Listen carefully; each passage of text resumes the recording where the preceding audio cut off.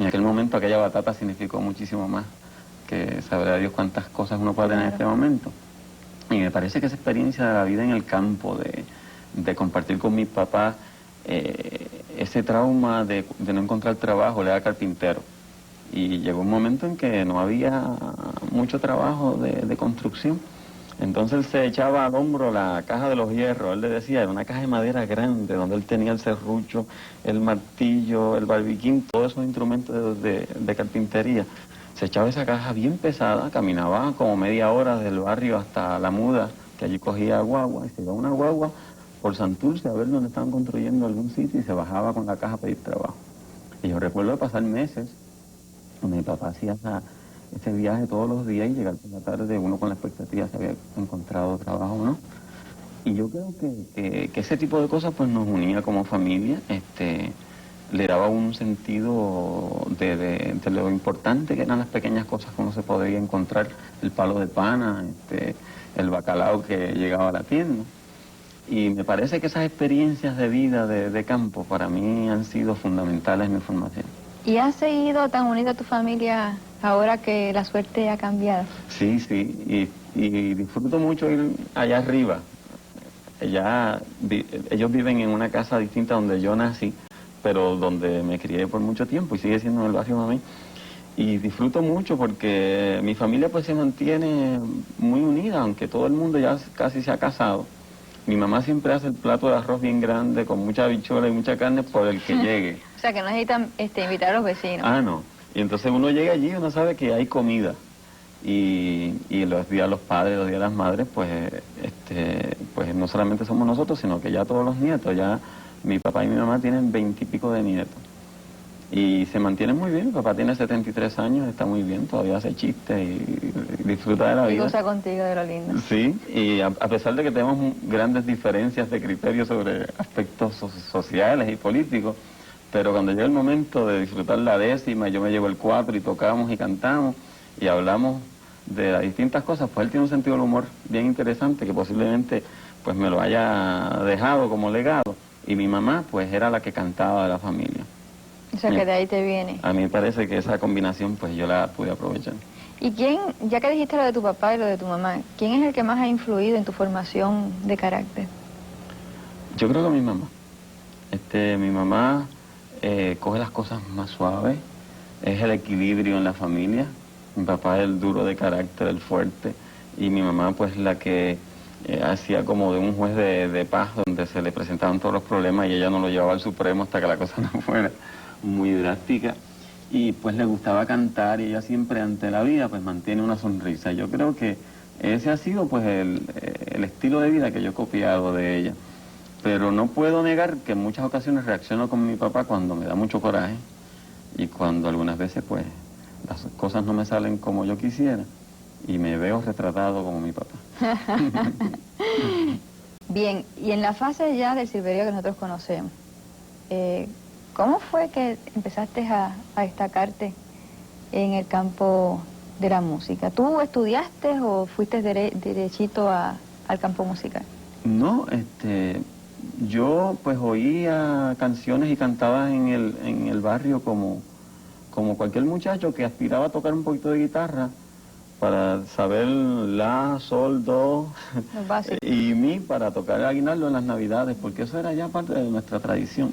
Y yo como todo muchacho de barrio pues aprendí esos tonos y cuando llegué a la escuela superior en Guaynabo, una maestra pues me escogió para cantar en el coro. Y yo creo que ahí empecé a coger el sentido de lo que era armonizar voces, a cantar en conjunto.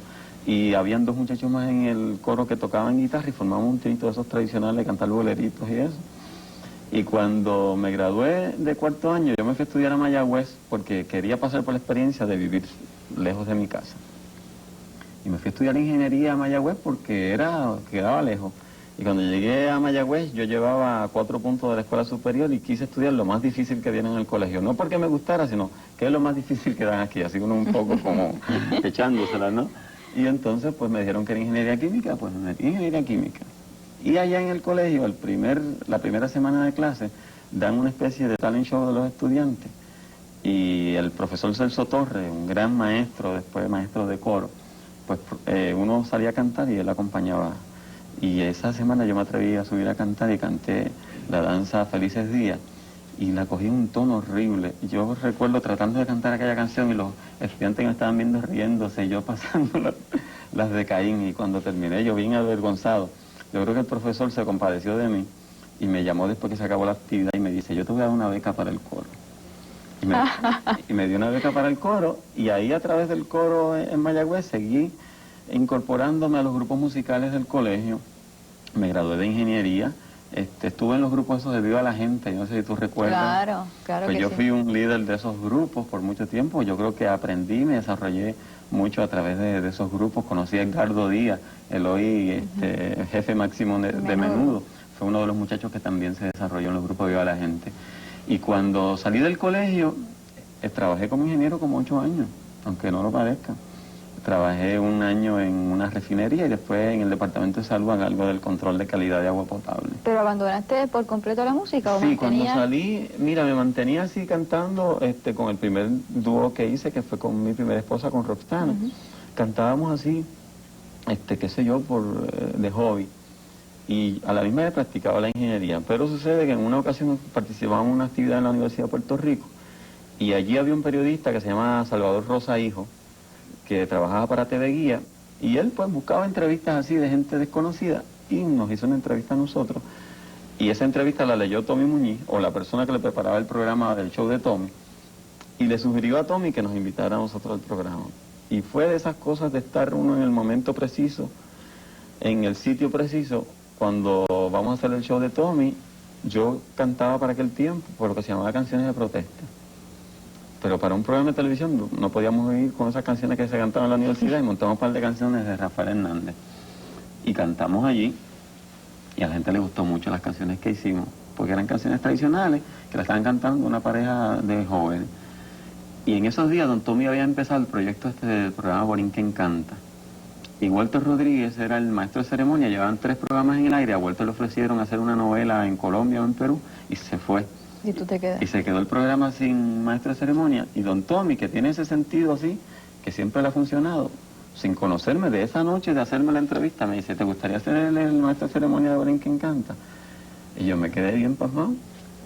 Me dice, vete el miércoles que vamos a grabar. O sea que esa fue la primera oportunidad. Sí, pero una cosa así que yo me quedé bien asustado, si nunca me había parado ante una cámara. Entonces yo llegué aquel día al estudio y me dice, mira, este es el rundown, tú solamente tienes que presentar a la Orquesta Panamericana, a Priscila Flores. Y yo, nadie me va a presentar a mí. Él decía, no, tú te presentas y dice, yo soy Silverio Pérez y soy el animador de ahora en adelante del programa Borinquen Canta. Yo no me atreví a hacerlo, o sea, cuando prendieron la cámara yo dije, y ahora con ustedes, la Orquesta Panamericana. Y pasaron 3 programas de Borinquen Canta sin que yo dijera mi nombre porque no me atrevía. O sea, 3 programas que la gente decía, ¿y quién es este que está ahí parado? Y déjame decirte que el nombre, si lo hubieras dicho desde el primer momento, hubiera sido noticia. Quizás. Pues Silverio Pérez. Y entonces pues ya como a las 3 o 4 semanas fui cogiendo el piso, y ahí fue mi primera oportunidad. Ahí conocí a Jacobo, que hacía sus poemas. A través de Jacobo conocí a Eddie López, y poco después formamos los Rayos Gamma.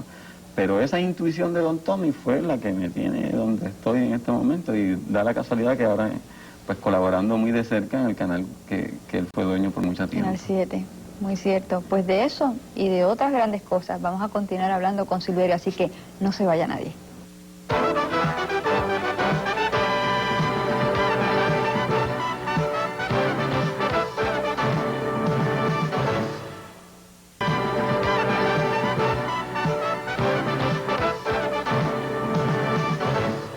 Estamos comentando con Silverio que cuando algo gusta y algo es bueno, pues se mantiene, no importa el tiempo. Rayos Gamma.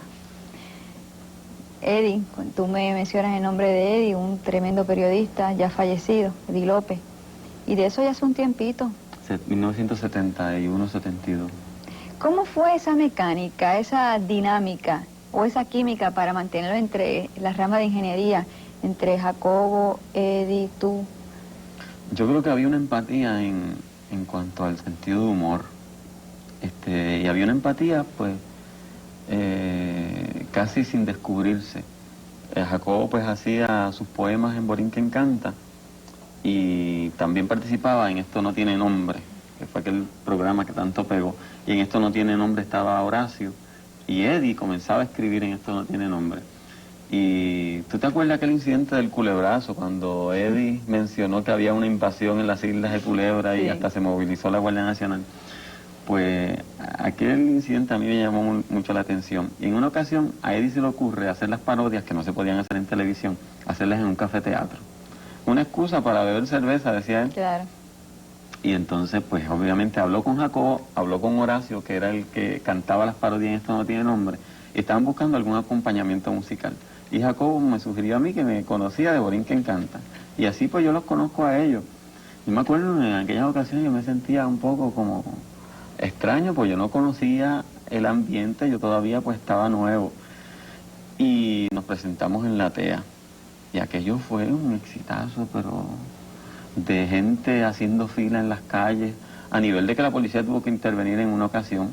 En una ocasión que intervinieron, cogieron al ex juez del Tribunal Supremo Serrano, que le estaba esperando fila, y ellos estaban dispersando a la gente que estaba en la calle y se lo llevaron preso, y cuando lo llevaron donde un juez, y el juez vio que era el juez Serrano, por poco, bueno, el pobre policía sabrá Dios las que habrá pasado.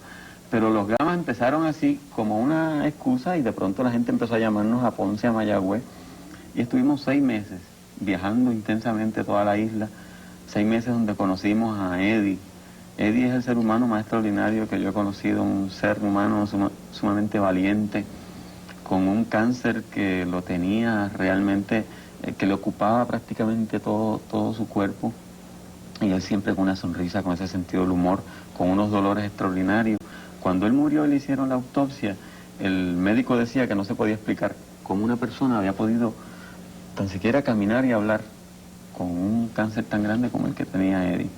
Pues era una persona sumamente extraordinaria. Los últimos programas, los últimos shows que nosotros hicimos, teníamos tras bastidores un médico que le aplicaba oxígeno, o le daba pastillas, o le daba alguna inyección, y él salía en su silla de ruedas en el Teatro Coparte, ahí en Barrio Obrero, y decía su monólogo, y aún así casi quería levantarse de la silla.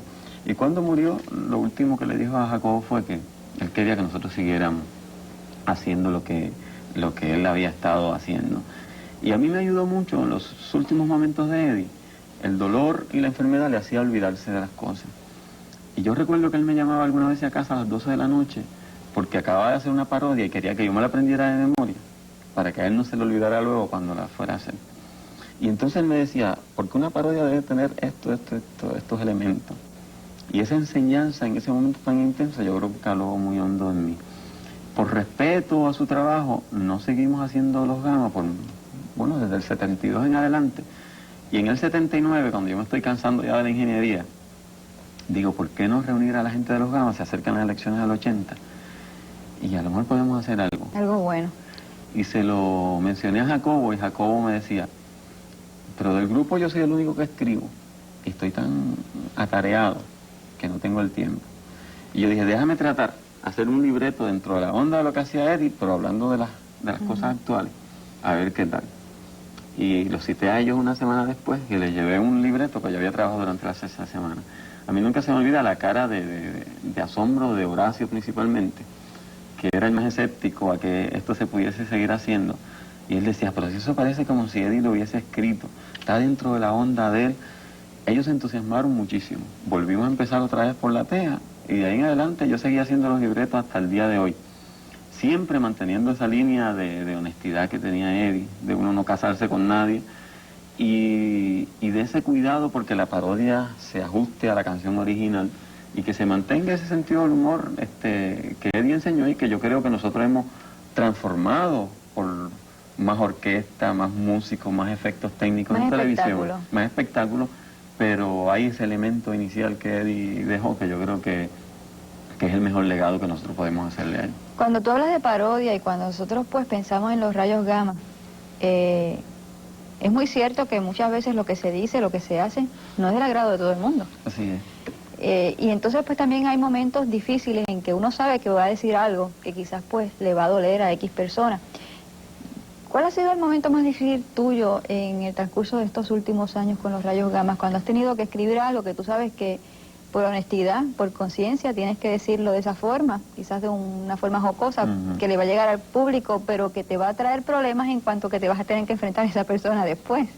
Sí, me ha ocurrido en muchas ocasiones de haber hecho una parodia e inmediatamente encontrarnos con la persona. En una ocasión escribimos una parodia de una legisladora que tenía un récord de ausencias en el Senado, y siempre ella había disfrutado mucho de los Gamas, y cuando escuchó esa parodia ella se afectó mucho. Me dicen que hasta lloró, y a la otra semana una senadora amiga la trajo donde nosotros, y ella tratando de explicarnos por qué ella faltaba, era para atender a la gente de su distrito, pero con una preocupación, y realmente a mí aquello pues me dio mucha pena, pero no podíamos dejar pasar por alto un dato objetivo que había salido en la prensa, y así lo comentamos. Y en ocasiones que hemos tenido que tocar algo relativo a la religión, siempre es muy difícil. Yo no creo que no haya nada que se pueda salvar de un comentario humorístico, ni aun las propias desgracias de uno están exentas de uno poder buscarle una punta humorística, porque si uno pierde esa capacidad, como que pierde un poco de la chispa de la vida. Y cuando hemos comentado algunas cosas respecto a la religión, la gente reacciona muy susceptible, son muy sensitivos a ese tipo de comentarios. Pero de los personajes que... Y cuando tienen que hablar del primer mandatario, de la primera dama, yo me imagino que tiene que ser difícil, pero que hubo una primera vez cuando rompieron el hielo. Sí, sí. Yo creo que ahí Eddie rompió el hielo de una forma extraordinaria. Recuerdo que en una ocasión don Luis Ferré, después de tantas veces que Eddie lo criticaba en sus artículos o en las parodias, nos invitó a Fortaleza. Y en aquella ocasión había un periodista que lo habían sacado de Fortaleza porque no usaba media. Si tú te recuerdas, de un periodista que tenía una agencia noticiosa que era él mismo en una guagua, y lo habían sacado de Fortaleza porque él iba un poco desaliñado. Y cuando nosotros fuimos a actuar allí, Eddie nos dijo que fuéramos sin media. Y a mí aquello me daba como que un pacho, y lo sentía como una provocación. Y entonces, pues fuimos así y nos paramos, y antes de que empezara el show, Eddie dijo: quisiéramos saber si podemos continuar porque desgraciadamente se nos han olvidado las medias. Y aquello, pues la gente, los que estaban allí, ayudantes de Ferré, no sabían si reírse o no, y cuando Ferré se rió, la carcajada fue entonces como... Pero de los personajes recientes, yo creo que el secretario de Justicia, Héctor Rivera Cruz, que es una de las personas que a través de la vista del Cerro Maravilla, pues se ganó pues esta aureola de héroe de pueblo, y que nosotros en muchas ocasiones exaltamos a través del programa en contraposición a la oposición que existía en aquel momento, ¿no? Pues ahora como funcionario público, pues lo hemos tenido que criticar en muchas ocasiones. Bastante. Y entonces, informes fidedignos nos indican que aparentemente a él le ha molestado las críticas que nosotros hemos hecho de él en los Gamas, y en unas ocasiones lo he sentido serio cuando me he encontrado con él. Y eso pues no que nos duela, pero nos coloca en una situación un poco incómoda. Pero no podemos renunciar a ese derecho a establecer esa especie de oposición. La gente nos agradece mucho que nosotros podamos decir de una forma así tan desfachatada cosas que ellos quisieran decir y no tienen los medios para decirlo. ¿Hay alguien que les haya enviado, les haya escrito una carta de felicitación después de haberse escuchado o visto criticados por los Gamas? Bueno, sí. Yo te diría que gente como Severo Colbert, como Belda González, como el alcalde de Guaynabo Junior Cruz, gente de distintos partidos, se han acercado a nosotros y nos han felicitado porque esa parodia que hicimos fue tan y tan buena. Sin embargo, decíamos cosas en las que ellos habían estado envueltas. Yo te voy a decir que yo creo haber podido comprobar a través del programa Los Gamas que en términos generales nuestros políticos tienen buen sentido de humor y que tienen un sentido cívico, reconocen que su trabajo está susceptible a ese tipo de cosas. Y el caso de don Carlos Romero Barceló, que fue tan fustigado por la prensa y por nuestro programa. Y sin embargo, en una ocasión en que le invitamos al programa, él fue al programa y cantó a dúo con Jacobo y intercambió bromas con nosotros. Y a mí me parece que si algo positivo hay que decir de nuestros políticos, en muchas ocasiones he encontrado muchas cosas positivas que decir, pues que pues tienen un sentido del humor, y que saben que esto es parte del juego de una democracia y parte del juego de artistas que han optado hacer de su arte pues un vehículo de crítica pública. Regresamos a tu familia. Cuando tú escribes en el periódico El Mundo, cuando haces estas parodias, y tu papá te ve, ¿qué te dice?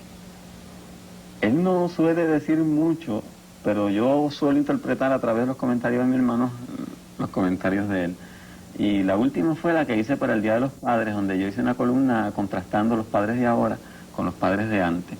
Y yo inclusive tenía el temor de que él fuera a malinterpretar la visión que yo transmitía ahí de él como el padre rígido, mientras nosotros somos los padres que lo permitimos todo. Y cuando yo llegué a casa, pues me sorprendió positivamente de que habían guardado la columna. Qué bien. De que la tenían guardada y que mucha gente del barrio se lo había comentado. Y él no me dijo nada, pero vi en su cara una satisfacción de que le hubiese dedicado una columna a él. Y pues mi mamá me dijo que le había gustado mucho. Y yo lo siento también cuando salgo con él algunas veces por el barrio a caminar. Y yo sé que él se siente orgulloso de que la gente me conozca. Y que cuando va a algún lugar, y yo he ido más tarde a ese lugar, una agencia de gobierno, un banco, y dice, mira, por aquí estuvo tu papá. Y yo, ¿cómo tú lo sabes? Porque cuando él se presentó, dice, soy el papá de Silverio, el que sale en los rayos gamma. Qué bello, qué bello. Y a mí me parece que eso es una satisfacción porque quizás él quiso que yo fuera un ingeniero como fue toda su familia. Y él me decía, tú no te pareces un ingeniero, después de llevar como 4 o 5 años, tú no tienes ni reloj tan siquiera. Y él quería que yo pues ocupara un lugar prominente dentro del campo de ingeniería. Y al yo cambiar, ellos se sintieron un poco como en el aire, pero yo creo que el trabajo que yo hago, a pesar de que no necesariamente sea afín con las ideas que ellos tengan, pues les brinda mucha satisfacción porque saben que yo me siento muy contento de lo que estoy haciendo y que me ha permitido pues vivir bien, también como si quizás hubiese seguido la ingeniería. Y me hace mantenerme cerca de ellos cuando hay alguna actividad en el barrio, pues me llaman y yo llevo la guitarra y canto, o llevo los rayos gamma para allá. Y me mantengo algunas veces en las actividades de la iglesia. El Día de las Madres por la mañana hacen una misa dedicada a las madres y yo madrugo y voy a la misa y canto ahí en la misa con ellos. Y yo creo que ese tipo de cosas pues nos mantiene bastante unidos. Yo creo que ellos se sienten bien contentos y yo me siento contento que ellos se sientan así también. Bueno, pues ya se nos ha acabado el tiempo en este ratito de media hora conversando contigo. Esta es la primera etapa. Silverio, el hombre de familia, ¿cómo llega Silverio a los rayos gamma? El buen escritor que dejó la ingeniería, pero que parece que las letras van a dar muchos frutos. En otra ocasión, pues te tengo que invitar para hablar de tantos otros proyectos, porque yo estoy segura que este año comenzarán muchísimas otras cosas. Y te deseo mucho éxito para ti, para Laura, para tus hijos. Y mis amigos, como siempre digo, esto cada vez se pone mejor. Gracias, Silverio, gracias a ustedes. Gracias a ti.